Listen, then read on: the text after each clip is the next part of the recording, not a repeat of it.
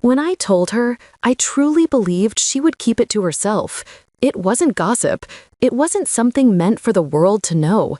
It was one of those raw, trembling confessions that leave your throat dry and your heart heavy. When I whispered the words to her that night, I lost the baby. I didn't just share my pain. I shared my trust. Her name was Delia Kerr. We'd met 2 years ago at a community book club, bonded over coffee, heartbreak, and our shared sense of quiet resilience. Delia had this comforting energy, the kind that made people open up without realizing how much they were revealing. She was empathetic, always listening, always offering soft words that made you feel seen. Or at least, that's what I believed. My name is Ava Renly, and if I could go back to that night, the night I chose to confide in her, I would have stayed silent. But at that moment, I just needed someone to hear me breathe through the grief. My husband, Ethan, and I had been trying for 2 years. It had been endless appointments, hormone treatments, charting cycles, and cautious hope.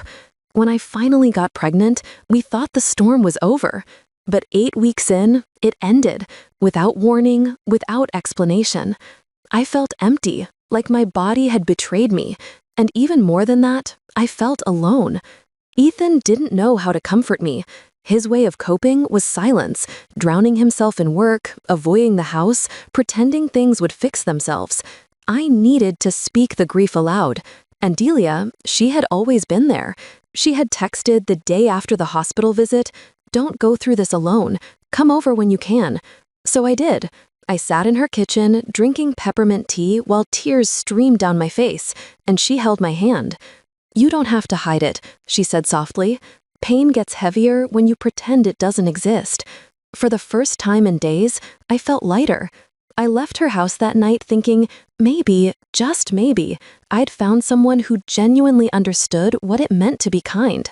That illusion lasted exactly 1 week.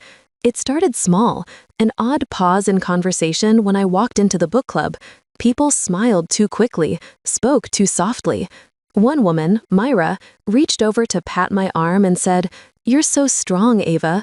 I can't imagine how hard that must have been." I froze. My throat tightened.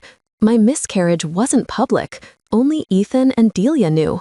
The realization hit me with the sharpness of betrayal, like the air had been sucked from my lungs. I smiled politely, pretending not to notice, but inside, my mind was unraveling.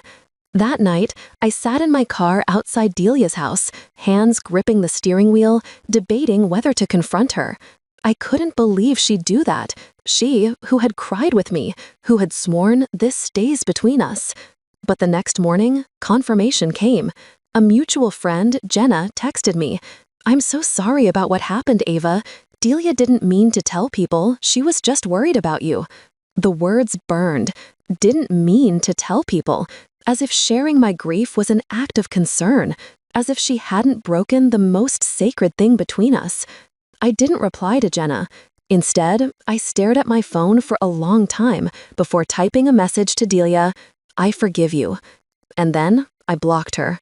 Not because I forgave her, but because forgiveness, in that moment, was the most cutting weapon I had. Silence can wound far deeper than anger ever will. Delia tried to reach me. Emails, voicemails, messages through mutual friends.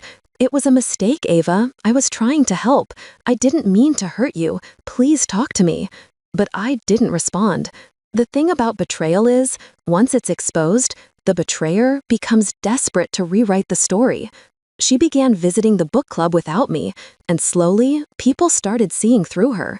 Because when someone shows they can't be trusted with one secret, everyone starts wondering how many others she's leaked. I didn't have to lift a finger. Her own words destroyed her. A few weeks later, I returned to the book club. The air felt different, heavy, cautious. Delia sat alone, flipping through a book she clearly wasn't reading. Conversations around her were hushed. Myra gave me a knowing nod, and someone whispered, "She shouldn't have done that to Ava." Delia's eyes met mine across the room, filled with something between guilt and panic. She mouthed, "Can we talk?" I didn't respond. I took a seat, opened my notebook, and acted like she didn't exist. Over time, she became the one everyone avoided, the person people pitied but no longer trusted. She'd lost her place in every circle she'd once dominated with charm. And I found peace in her silence. But peace didn't come easily. There were nights when I still felt the ache of what she'd done. The betrayal wasn't just about gossip. It was about having my pain turned into someone else's story. Every time I thought about it, I remembered that moment in her kitchen, her hand over mine, her voice soft and false. "You don't have to hide it." She'd said that like an ally, but she had only been gathering ammunition. One evening, months later, I ran into her at the local grocery store. She looked smaller. Her hair wasn't styled like before, her eyes sunken. When she saw me, she froze by the produce section, clutching a bag of apples. "Ava," she said quietly. I didn't answer. "Please, can we just talk? I didn't mean for things to go like this, I swear." I turned to her, calm but cold. "Delia," I said, "you didn't mean for people to find out, or you didn't mean to lose them because they did?" She flinched. "I'm sorry," she whispered. "Sorry doesn't fix what you made me relive every time someone looked at me with pity." I left her standing there, staring at the floor, tears threatening but unshed. That night, I went home and realized something. Revenge doesn't always come from planning. Sometimes it happens naturally, as truth unravels itself in front of the world. All I'd done was forgive her, and somehow that had undone her entirely. Months turned into a year. I rebuilt my life piece by piece. Therapy, quiet mornings, new routines. Ethan and I separated soon after. We'd grown distant, both hollowed out by grief and resentment. But I didn't hate him. We'd both lost something that couldn't be repaired. I moved into a smaller apartment on the edge of town, filled it with plants and light, things that couldn't betray me. Sometimes I still saw people from the old days, the book club, the neighborhood gatherings. Delia's name came up occasionally, usually in whispers. She'd moved out of town, apparently, lost her job too. Her reputation had followed her like a shadow that refused to fade. There's a strange symmetry in how life balances betrayal. She'd taken something from me, my trust, my dignity. But in doing so, she'd also taken from herself the one thing she valued most, her image. I never needed to destroy her. She did that for me. Still, there was a part of me that pitied her. I don't think she ever meant to be cruel. Not in the deliberate sense. She just wanted to feel important, to hold power over someone else's truth. Some people don't understand that intimacy isn't currency. Trust isn't something you spend, it's something you guard. And once it's gone, no apology can buy it back. One evening, a new member joined our book club, a young woman named Tessa, bright, curious, unfiltered.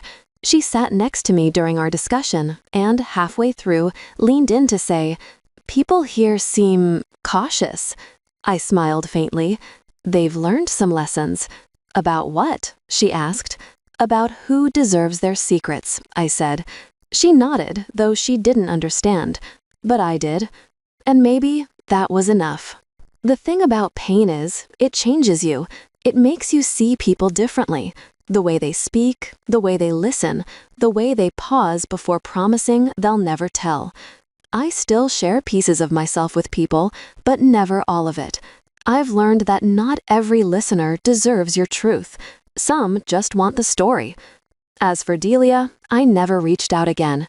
The last I heard, she'd started over in another city, trying to rebuild what she'd lost. Maybe she succeeded, maybe she didn't. I don't care to know. Because the truth is, her downfall wasn't my revenge. It was her consequence. And sometimes, that's the most satisfying ending of all. You've just stepped into her revenge side, where every wound finds its justice, and every silence ends with truth. If her story struck a chord, make sure to like, share, and subscribe. Your support keeps these stories alive. Another secret waits in the next video. See how her revenge begins.